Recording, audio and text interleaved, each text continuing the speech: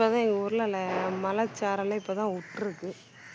வெயில் அடிக்கலை, ஆனால் மழை விட்டுருக்கு.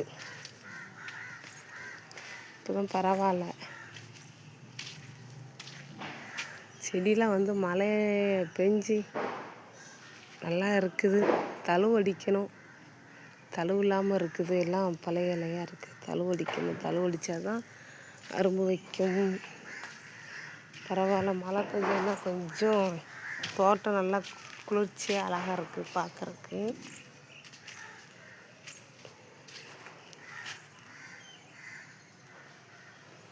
எல்லாம் தழுவடிச்சிடணும்னு நினச்சிருக்கேன். சரி, தழுவடிக்கும். எல்லாம் காஞ்சி போன ரோஸ் செடியெல்லாம் தழுவிட்டுறட்டும். இதிலலாம் காஞ்சி தான் இருந்துச்சு, இலையே இல்லை. இப்போ பாருங்க தழுவடிச்சிருக்கு பார்த்தீங்களா.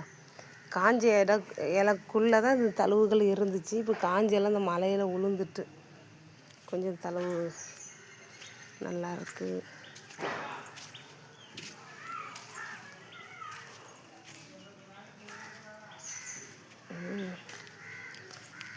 பார்த்தீங்களா,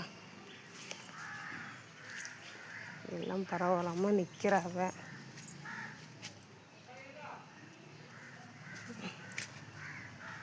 எங்கள் வீட்டு கனகாமர செடி நிறையா அரும்பு வைக்கணும். அப்புறம் வாங்க,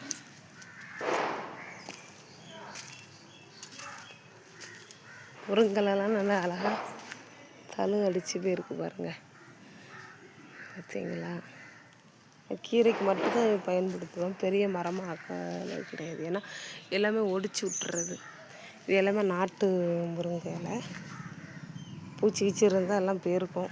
இந்த மழைக்கு அவ்வளோ செத்துருக்கும்.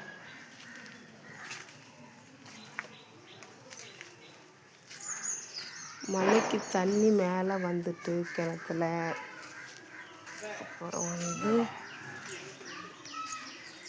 இந்த மலைக்கு அவ்வளோ அழகாக புல் முளைச்சிருக்கு பாருங்கள். பச்சை பசேன்னு கீரை வகைகள் இதெல்லாம். இது முருங்கை மரம் தான் நான் வெட்டி விட்டுருக்கேன். பார்த்தீங்களா, பப்பாளி.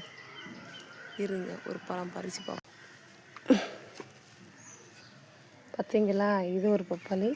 இது பார்க்க காயாக தான் இருக்குது, ஆனால் அது பழுத்துட்டு பாருங்க. எங்கள் வீட்டில் காய்ச்ச பப்பாளி. பார்த்தீங்களா, கொஞ்சம் வெறிச்சிருக்கு. பிடிச்சிருந்தா லைக் பண்ணுங்கள். சின்ன பப்பாளி.